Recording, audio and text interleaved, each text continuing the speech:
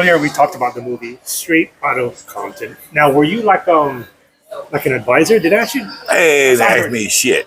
Because I heard that. I was there. You were there, but okay. I was there. I was there because I was invited by a buddy of mine. He was one of the extras.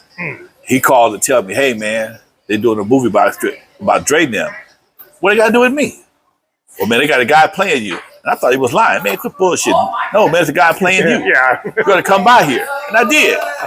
And eventually I met the guy who played me, but I didn't I didn't get paid to be a consultant. I talked to the guy, make sure he represented me in the proper way. He had studied me on the YouTube and some other things. And he had me okay. See, I got a lot of misinformation. I've been hurt. Yeah, always go to the source, man. Now, of course, the movie is really a documentary. They had to shorten it with the facts and everything was stretched out.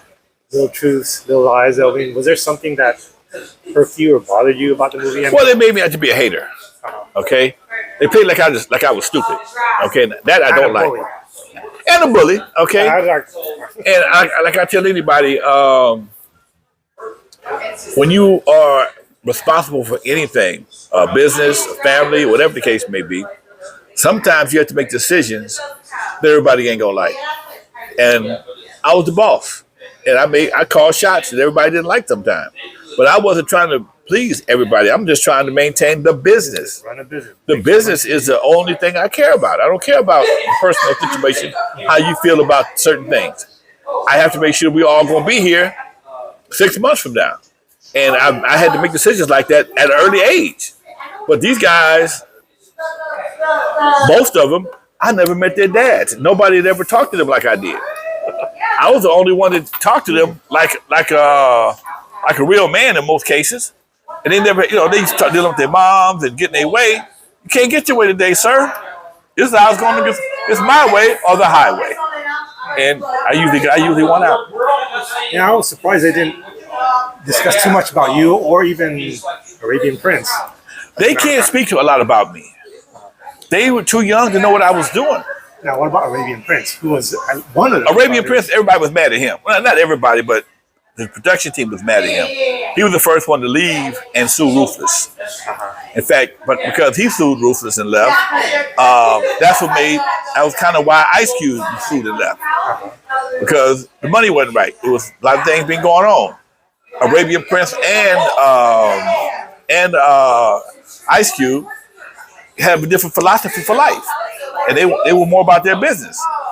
In the movie, like I said, they had to condense it, and they gave Cube all the credit for leaving because of, how he didn't agree with this. That's why I wish they did a little bit more on Arabian Prince. Arabian Prince, he was supposed to be in the movie, but they cut him out. So originally he was. They were gonna. Yeah, there's pictures of him in the Jeep. They recreated a picture from one of the album covers, and there is a guy that looks portraying him in that particular image, but he never made the cut. So production-wise, they said it's just either too long or it wasn't relevant enough for them. That movie could have been. That whole thing could have been a miniseries. They could have, yeah. To make it work right, it should have been a miniseries. Okay, it still started with me and Eva, but they can't tell my story because they don't know my story. Dre don't know what you know right now. Dre came to me at Eve After Dark. That's why they didn't get too much about Eve After Dark in the movie. They couldn't do it. They don't know nothing about it. Or else they're going to flat out. Cube, understand this. Simple math. I'm 10 years older than Cube.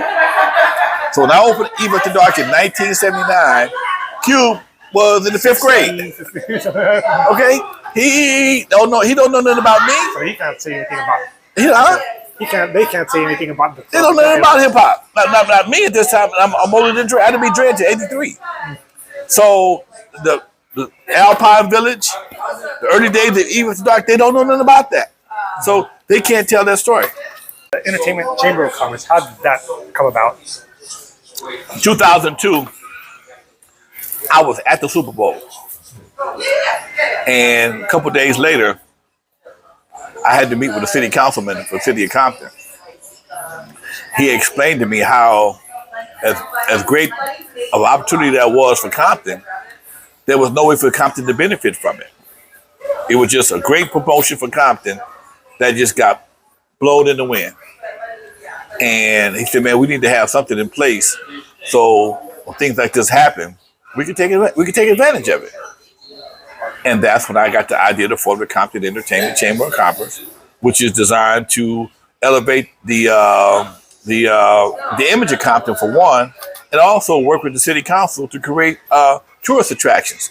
So as people come to Compton all the time, but they never look at it. And that's what we do. We're working with them to create tourist attractions and other situations that will benefit the city. Yeah, because recently online I've seen music tourists that come over because they know about the history, especially West Coast hip hop history of Compton. One of the things everybody goes to Tams. That's what Kendrick Lamar did this video at. That's also where Suge killed the guy at. So, do you really want to make that a tourist attraction? It is. Kendrick Lamar saved it for the most part, but that's all. It has a dual legacy when it comes to. You need to know the complete history. It's right. Right. You can't just leave one out, the bad out, the good out. Right. So, but I'm glad that Kendrick was able to come along and do something that made it positive. Your involvement with prostate cancer awareness and research. I already know the story somewhat, but for our viewers, I'm a prostate cancer survivor. 2011, I was diagnosed with prostate cancer. And probably one of the most frightening things that ever happened in my life. Okay? And I went through all the mental checks, denial, regret, deal making. And at some point in time, I just realized that nobody talks about prostate cancer. And it's the same thing with Mother's Day. You see Mother's Day, or Mother's Day or breast cancer. The whole world turns into a big old bottle of Pepto-Bismol. Yeah. But prostate cancer is the month before. And I was born on Father's Day.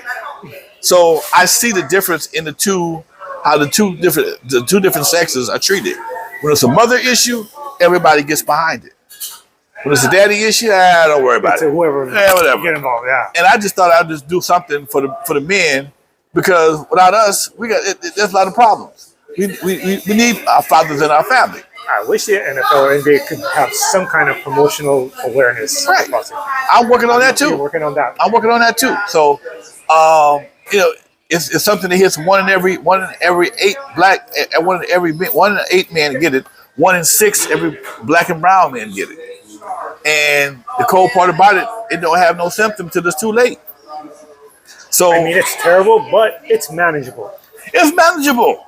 But you got to catch it early. And that's the part that most cats don't want to get. Big denial. It'll never happen to me. Well, that finger thing. That finger right there, man. That finger scares more guys than the cops of the crap game, okay?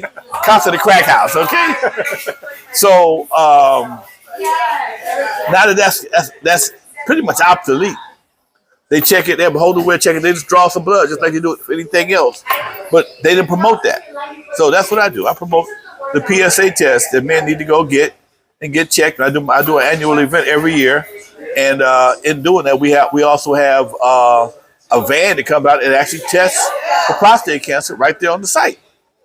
So no excuses. There's no excuses. No excuses. I can't get no excuses. No excuses. So this is what we do. And do you have any affiliates with other cancer organizations or hospitals locally here? We work with Chance Memorial Hospital here in LA. Uh-huh. We work with them very closely.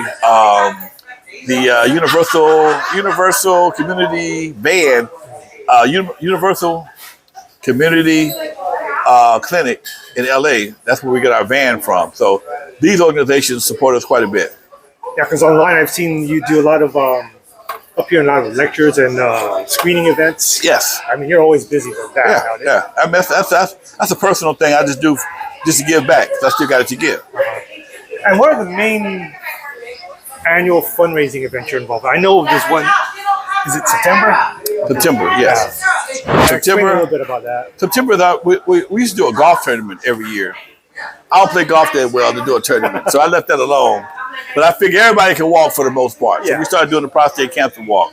This is our 10th year of doing an event for prostate cancer. Our 7th year for the prostate cancer walk. So for anyone that wants to like volunteer, who can they contact? You just can't go to your website. Go to my website. And Yes, you have a crew. That we have a website, lyricalrevolution.com or lyricalrevolution@gmail.com. Hit me up at AlonzoWilliams.com. All is connected. Oh, awesome. So, switching topics now. Any current projects you're working on podcasts? My podcast, I do a podcast every Tuesday. Me and my boy Dusty Vision. It's called NWA Stories with Lonzo. You might see me online at any given moment because I also do a lot of stuff with the politics in Compton. I interview politicians on a regular basis. And I'm always doing somebody's pod. I'm always being interviewed like I am with you. Very grateful and humble, like I said. You're welcome. So, truly grateful for this interview. Thank you. Thank you. Alrighty. I think that. Hey guys, I'm here with the Godfather of West Coast Hip Hop, Grandmaster Alonzo Williams. What's up, folks? We are live right here. We in Carson hanging out right now. Thank Michael for lunch. It's all going down great. We had a great interview. Look for us coming to your YouTube channel in the very near future. And what is your podcast? My podcast is NWA Stories with Lonzo. Comes on every Tuesday live. Me and my man Dusty Vision. So catch him there. I'll see you guys later on. Peace. Where's Mikey?